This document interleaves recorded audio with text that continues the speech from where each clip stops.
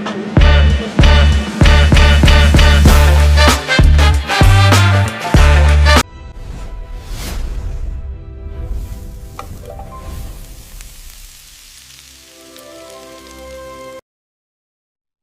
আলাইকুম ভিউয়ার্স, আমার পছন্দ রং কালো। আশা করি আপনারা সবাই আছেন ভালো।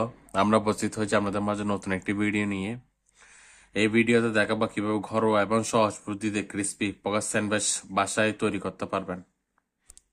পকেট স্যান্ডউইচ বানানোর উপকরণগুলো হলো এক বাটি গাজর, এক বাটি পেঁয়াজ, 3-4টি পেঁয়াজ কুচি, ধনে পাতা, আধা বাটি মুরগির মাংস, বন্ধু বান্ধবের সাথে ঝগড়া হলে করি আটি। সর্বশেষ উপকরণ হলো পাউরুটি।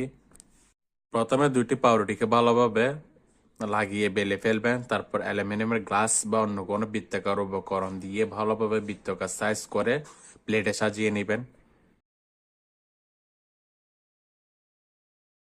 2টি ডিমকে চামচ দিয়ে ভালোভাবে মিক্স করবেন। তারপর পাউরুটিগুলোকে ডিমের মাঝে ভালোভাবে ডুবিয়ে নেবেন। পেঁয়াজ কাটলে মানুষ চোখে আসে কান্না। যত সুন্দর করে কাজ করবেন তত সুন্দর হবে আপনার রান্না। আপনারা যদি আমাদের চ্যানেলে নতুন হয়ে থাকেন তাহলে লাইক, কমেন্ট ও সাবস্ক্রাইব করতে ভুলবেন না।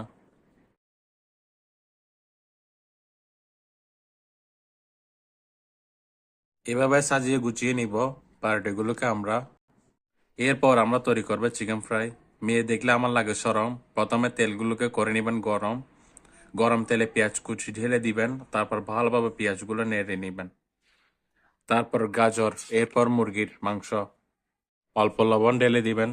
লবণ দেওয়ার 2 মিনিট পর কাঁচা মরিচ ও মশলা দিয়ে ভালোভাবে নেড়ে নেবেন। মানুষে বলেন সুন্দর নাকি আমার কথা। সব শেষে দিবেন ধনে পাতা। তারপর 5 মিনিট পর হয়ে গেলে সুন্দরভাবে নামিয়ে নেবেন। এরপর পাউরুটির গোসল। গরম তেলের মাঝে পাউরুটিগুলোকে ভালোভাবে গোসল করিয়ে নেবেন যতক্ষণ পর্যন্ত না ওরা রেগে ফুলে যায়। আপনি আপনার পরিমাণ অনুযায়ী বেজে নেবেন। পাউরুটিগুলো ভাজা শেষ হয়ে কোনো একটা পাত্র সুন্দর করে সাজিয়ে নেবেন। পাউরুটিগুলোকে ভালোভাবে 2 ভাগে ভাগ করে নেবেন। এর জন্য আপনারা ছুরি বা যে কোনো ধারালো জিনিস ব্যবহার করতে পারেন। আপনাদের ইচ্ছে হলে আপনারা পাউরুটিগুলোকে কেচি বা পাউরুটি স্লাইসার দিয়ে সমান 2 ভাগে ভাগ করে নিতে পারেন। তারপর পাউরুটির মাঝে ভালোভাবে মিউনিস লাগিয়ে তাতে চিকেন ফ্রাইগুলো ভালোভাবে ঢুকিয়ে নেবেন। আপনারা চাইলে এর মিউনিসের পরিবর্তে সসও ইউজ করতে পারেন।